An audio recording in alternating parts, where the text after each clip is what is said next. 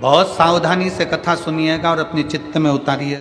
शिव महापुराण की कथा जिसके घर में चल रही है, जिसके टीवियों पर चल रही है, जिसके फेसबुक यूट्यूब पर चल रही है, जिसके मोबाइलों में चल रही है, घर में भले 5 मिनट शिव महापुराण की कथा चले, पर प्रतिदिन अपने मोबाइल को चालू कर 5 मिनट शिव पुराण चालू कर छोड़ दिया। घर में टीवियों पर अगर कथा आए तो भले सुनो चाहे नहीं सुनो, 5-10 मिनट उस टीवी को चालू कर छोड़ा करो, जिससे वो शिव महापुराण के शब्द हमारे घर के वातावरण को शुद्ध करें।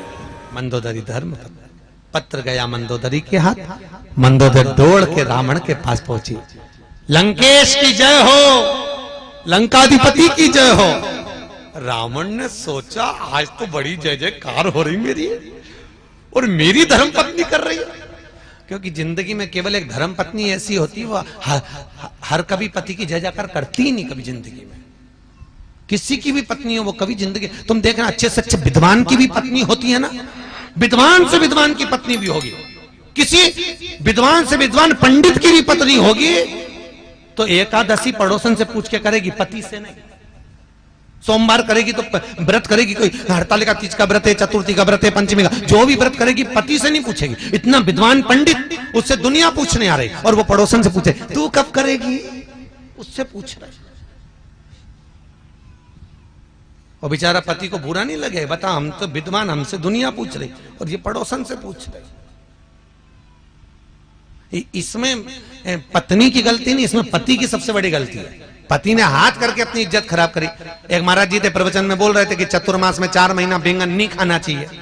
पत्नी भी बैठी थी, सुन लिया उसने, घर गई, सारा बैंगन उठा के नल्ले में पटक दिया नाली के अंदर। पति आया शाम को, ला भोजन ला, उन्हें भोजन दी, मूंग की दाल ने रोटी। क्यों रही बैंगन कहां गया, कल तो लाया था मैं 80 रुपए का बैंगन की सब्जी बनाने के लिए। पत्नी बोली तुम ही तो बोले थे प्रवचन में, कथा में, कि 4 महीना चतुर्मास में बैंगन नहीं खाना चाहिए। मैं उठा के सब फेंके घोड़ा पे। पति सिर पे हाथ रख के बोला, अरे ओ भाग्यवान, चौकी की कथा चूल्हे में क्यों लाई। अब खुद ही काम बिगाड़ते, खुद ही बता क्यों। मंदोदरी ने कहा स्वामी आपने कभी ब्राह्मण कर्म नहीं करा। रावण कहता ब्राह्मण कर्म क्या होता है, मैं जनेऊ पहनता हूं, त्रिपुंड लगाता हूं, शिव का पूजन करता हूं, ये ब्राह्मण कर्म ही तो है। मंदोदरी कहती है इसको ब्राह्मण कर्म नहीं कहते, ब्राह्मण कर्म वो होता है जो जजमान के यहां जाए, भोजन करके दक्षिणा लेकर आए। रावण कहता मेरे जैसे दशानंद को कौन भोजन कराएगा। मंदोदरी के फालतू की बात छोड़ो, ऐसे बहुत सारे पड़े जो तुम्हें भोजन कराने को तैयार, तुम जाओगे। रावण कहने लगा अगर कोई अच्छा विद्वान मेरे को जिमाना चाहता चले जाऊंगा। जाओगे पक्का बोलो, जाऊंगा, जाओ। राजा दशरथ ने बुलाया। रावण मंदोदरी के कहने पे सोने का मुकुट नीचे रख दिया। रावण विद्वान था, उसको मालूम था राम के दरवाजे पर जा रहा हूं, अहंकार का मुकुट पहन के जाऊंगा तो राम नहीं मिलेगा। मुकुट नीचे चला, दरवाजे पर पहुंचा। दशरथ जी को मालूम पड़ा ब्राह्मण आया है भोजन करने। दशरथ जी आए, रावण के चरण पखारे। राम जी ऊपर से खड़े खड़े देख रहे थे। राम जी ने देख लिया आज मेरे पिताजी रावण के चरण पखार रहे हैं, तो ये रावण मेरे घर में भोजन करने आया है। आज मेरे पिता ने चरण पखारे हैं तो एक ना एक दिन मैं भी पखारूंगा। ये देखो पिता के संस्कार।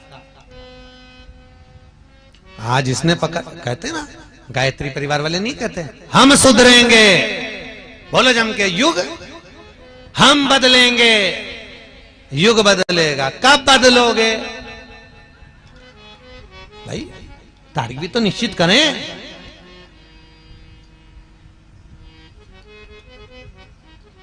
एक माता पिता ने अपने बच्चे को समझाया, सुन शाम को गुरुजी आएंगे, प्रणाम करना हो। हाँ, शाम को गुरुजी आए, चल प्रणाम करके नहीं करना। पिताजी ने 2 धर के दिया, गुरुजी प्रणाम कर, नहीं करना। बच्चा रोने लगा। इतने में मां आ गई, मां ने कहा बेटा प्रणाम कर ले, गुरुजी हैं, नहीं करना। मां ने भी धो दिया उसको मोगरी उठा के। इतने में गुरुजी बोले काहे को मार रहे हो कि प्रणाम नहीं कर रहा। तो गुरुजी बोले नहीं कर रहा तो मत करने दो, कम से कम तुम दोनों तो करो। अब जैसे ही माता पिता ने प्रणाम करा, बच्चे ने साष्टांग दंडवत कर दिया, क्योंकि हम झुकेंगे तो आने वाली पीढ़ी झुकेगी। सही बोलो जीजियों। पहले जो गांव में घर होते थे या शहर में घर होते थे, उसका जो दरवाजा होता था चौखट, वो बहुत छोटी होती थी। सही है कि गलत है? बहुत छोटी। आपके गांव में तो आज भी होगी कई कई जगह, बहुत छोटी चौखट। और आजकल चौखट हो गई बड़ी। पहले छोटी चौखट इसलिए होती थी कि कितने भी बड़े परिवार की लड़की हमारे यहां शादी करके आ जाए, कितनी भी बड़े परिवार की बहू हमारे घर में आ जाए, झुक के चलना सीख जाए। नहीं झुकेगी तो 2-4 बार माथा भड़केगी चौखट पे, झुकेगी।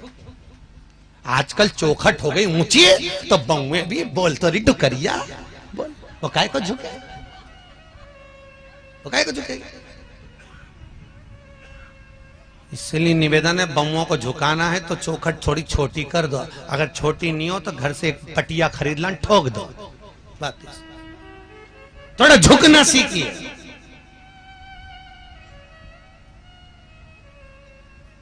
झुकना जीते की पहचान है और अकड़ना मुर्दे की शान है। जो झुक रहा है वो जिंदा है, जो अकड़ रहा है कोई धन में, कोई सत्ता में, कोई लो काम में, कोई वासना में, वो सब मर चुके हैं, मुर्दे हैं। जो अकड़ रहा, 4 ट्रैक्टर, 3 मोटरसाइकिल न 2 गाड़ी, उसकी अकड़ देख के समझ में आ जाए मरा हुआ है, मर गया। ये जिंदा ही, जिंदा होता तो इतना क्यों अकड़ता? अरे बोलो तो नरम। जो धन पाकर भी नम्र रहे तो वो एक ही बात कहता है, सब उसी ने दिया है, हमारा है क्या? क्या लेकर आए थे? ऊपर से आए थे जब। अरे बोलो तो कुछ लाए थे? फ्रिज लाए थे, कूलर, वॉशिंग मशीन, जमीन। तुम्हें तो मालूम भी नहीं था कि कहां पैदा हो गए, ये भी नहीं मालूम था कि पूरा शरीर अच्छे से मिल जाएगा, हाथ पैर पांव आंख नाक, एक आध आंख निपटा के भेजता तो क्या कर लेते?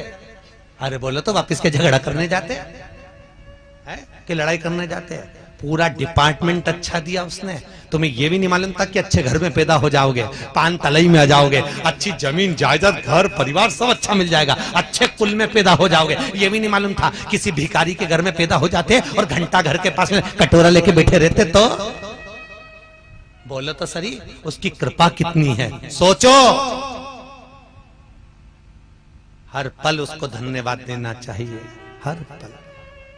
ये जायदाद दी है, ये औलाद दी है, मुसीबत में हर वक्त इमदाद दी है। तेरा ही दिया मैंने खाया पिया है, तेरा शुक्रिया है, तेरा शुक्रिया है। मुझे भोले बाबा ने बहुत दे दिया है, तेरा शुक्रिया है, तेरा। पर करे क्या? कई कई को तो इतनी अकड़, कई कई माता ही कह देती है वो तो मैं जिंदा हूं इसलिए घर चल रहा है, जिस दिन मैं मर गई आटे दाल का भाव मालूम पड़ जाएगा। तो जो डोकरी बोले उससे कहते आधा घंटा मरी जब मर जा, आधा घंटा क्या हो तुम्हारे कहने से? जबरदस्ती दिन भर पीछा पकड़ के बैठी तो बहू ये मत फेंक, बहू वो मत फेंक, इतनी रोटी बना ली, इतनी सब्जी बना ली, इतना फेंक दिया, इतना फेंक दिया। अच्छा ईमानदारी से बोलो, जिंदा हो तो तुम्हें दिख रहा है कि इतनी सब्जी बना ली, इतनी फेंक दी, इतनी फेंक दी। मर जाओगे तो क्या ऊपर से झगड़ने नीचे आओगे? तो क्या करना? शिव महापुराण की कथा कहती है, क्या किसको रोइए चादर तान के सोइए, आग लगे बस्ती में अपन रहो मस्त। क्या करना पड़ेगा? संत नामदेव जी के घर में लग गई आग। लोगों ने कहा नामदेव जी तुम्हारे घर में आग लग गई। नामदेव जी ने दूसरा कमरा और खोल दिया। नामदेव जी ने दूसरा कमरा खोला, अग्नि देवता से कहा जाओ अंदर और आओ, इसमें भी आग लगा, जला। गांव के लोग कहने लगे बताओ नामदेव पागल है। नामदेव जी की एक गोदड़ी एक कम्बल हेड़ लिया। रात को नामदेव जी से कहा नामदेव जी हमने ये बचा लिया, लो इसको ओढ़ लेना, सारा घर जल गया। नामदेव जी बोले काहे को बचाया? नामदेव जी ने कम्बल गोदड़ी ली, वो भी पटक, लो प्रभु ओढ़ ले लो, वो भी आग में पटक दिया। पूरे घर में आग लग गई, सब खाक हो गया। नामदेव जी आम के पेड़ के नीचे सो रहा है। गांव के सरपंच ने कहा एक कम्बल मत देना गांव के लोग, ये मूर्ख को, पागल को हमें पागल समझता है, हमने बचाया तो और आग में पटक दिया और क्या क्या भगवान विष्णु है, भगवान विष्णु है, आग में भगवान विष्णु दिख दिया। बता, एक कम्बल मत देना गांव के लोग, कोई ने नहीं दिया। रात को नामदेव जी सो रहे थे आम के पेड़ के नीचे, ऐसी ठंड पड़े कड़ाके की। भगवान विष्णु को लगा नामदेव मेरा भगत अग्नि में मुझको देखा है, बेचारा मर जाएगा ठंड में। भगवान गए, आधी रात को उसका झोपड़ा बना दिया, मखमल के गद्दे तकिया लगा के उसको सुला दिया। गांव के लोगों ने सोचा चल के देखे, मरा कि जिंदा। दूसरे दिन गांव का लोग जो देखने गए तो मां तो झोपड़े में चकाचक मखमल का गद्दा तकिया ओढ़ के सो रिया। गांव के लोगों ने उठा के पूछा नामदेव जी तुम्हारा कोई रिश्तेदार आया था? नामदेव जी बोले मेरा तो एक ही रिश्तेदार वो आया था। हाँ, बहुत जोरदार झोपड़ी बनाई नामदेव जी। ए नामदेव तुम्हारे रिश्तेदार से कह के एक झोपड़ी हमारी भी बनवा दो। नामदेव जी बोले लगा आवाज।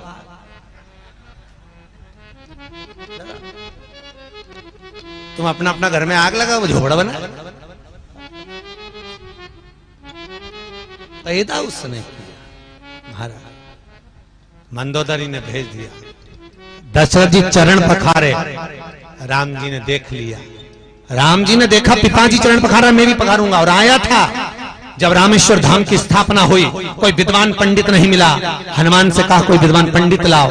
विभीषण से पूछा तुम्हारी नगरी में कोई विद्वान है? विभीषण ने कहा मेरे भाई से बड़ा विद्वान कोई नहीं। हनुमान जी मंदोदरी के कहने पर रावण को रामेश्वर धाम की स्थापना कराने लाए थे। रावण को, और रावण ने रामेश्वर धाम की स्थापना कराई।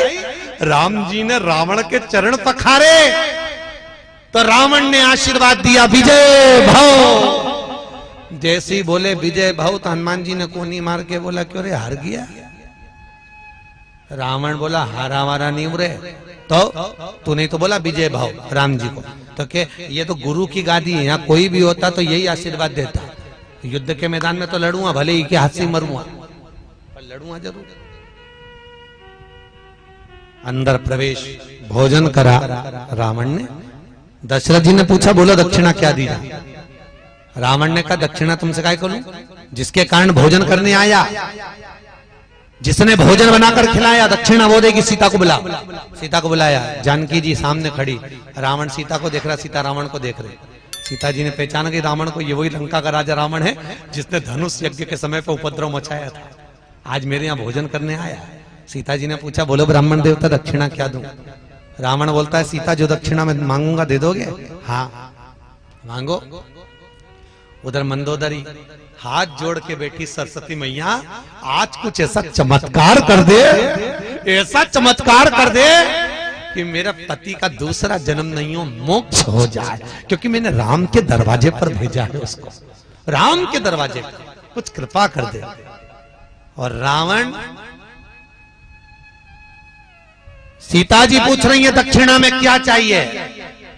अब रावण के यहां कुछ कमी तो थी नहीं, कोई कमी नहीं थी।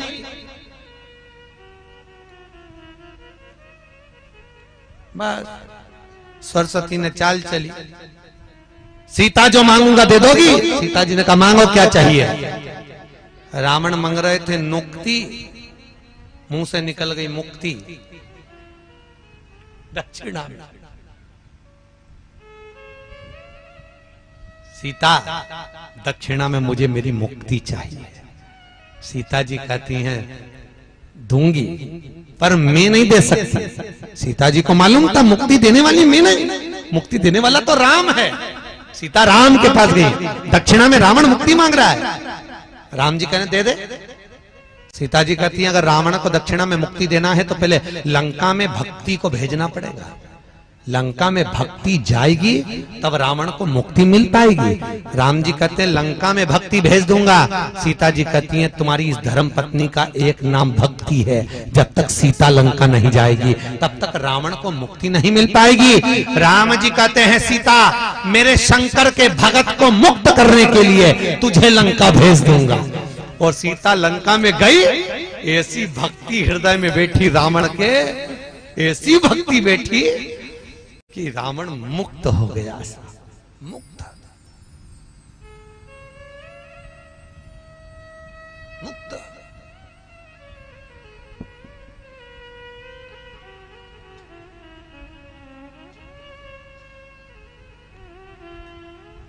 और उठा लो रामचरितमानस, कितने बाण छोड़े गए, जितने भी बाण छोड़े गए एक भी हृदय पे नहीं छोड़े गए, क्योंकि भगवान को मालूम था इसके हृदय में सीता बैठी हुई है। भक्ति, भक्ति के बल पर ही तो मुक्ति मिलेगी। महाराज शिव रामचरितमानस कर रही है, शंकर की कथा कर रही है, बिंदुक चंचुला का चरित्र कराए। बिंदुक ब्राह्मण कुल में जन्मा पर ब्राह्मण कर्म नहीं करा, चोरी कर लाता, ला कर देता पत्नी को, धर्म पत्नी को, और चोरी कर लाता पत्नी को देते जाता, चोरी कर लाता पत्नी को देते जाता। धर्म पत्नी और पत्नी का सबसे बड़ा अंतर है, पत्नी पति की कमाई को ले जाकर पार्लर में लगाती है और धर्म पत्नी पति की कमाई निकालकर शिव महापुराण में लगाती है। दोनों की कमाई में अंतर है महाराज, दोनों में। बिंदुक गया चोरी कर लाता था, ब्राह्मण कर्म कभी नहीं, ब्राह्मण कर्म से वंचित रहा। एक बार धन चुरा कर ला रहा था, दीवार पर से नीचे कूदा, मालूम नहीं था कि नीचे कुआं है, बावड़ी है, कूद गया, गिर गया, मर गया। शिव पुराण कहती है 3 तरह से मरे हुए व्यक्ति को मोक्ष नहीं है महाराज। पहला, पानी में डूबकर मरा हुआ। दूसरा, स्त्री के हाथ से मरा हुआ। तीसरा, सर्प के डसे से मरा। फिर से बोलो, पहला कैसे? पानी में डूबकर मरा हुआ। दूसरा, स्त्री के हाथ से। तीसरा, सर्प के डसे से। 3 तरह से मरे हुए व्यक्ति को मोक्ष नहीं है, मुक्ति नहीं।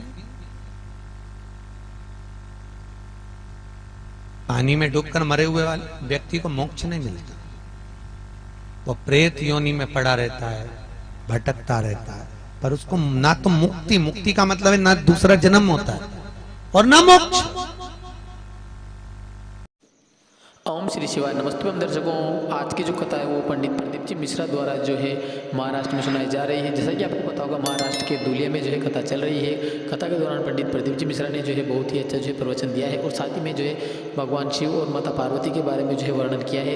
इसी के साथ में जो है उन्होंने जो है कथा के दौरान जो है और भी बहुत सारे उपाय भी बताए हैं, जो अगर आपने जो है कथा को ध्यान से नहीं सुना है या फिर इस कथा को सुनने के बाद में अगर आप और भी जो है आगे आने वाली कथाओं को सुनना चाहते हैं तो इसके लिए आपको कुछ नहीं करना है, केवल हमारे चैनल को सब्सक्राइब कर लेना है। सब्सक्राइब करने के बाद में जो है पास में आ रहे बेल आइकन को प्रेस कर देना ताकि आपको समय पर जो है सूचनाएं मिलती रहे। इसी के साथ में मिलते हैं अगली कथा में, तब तक के लिए हर हर महादेव।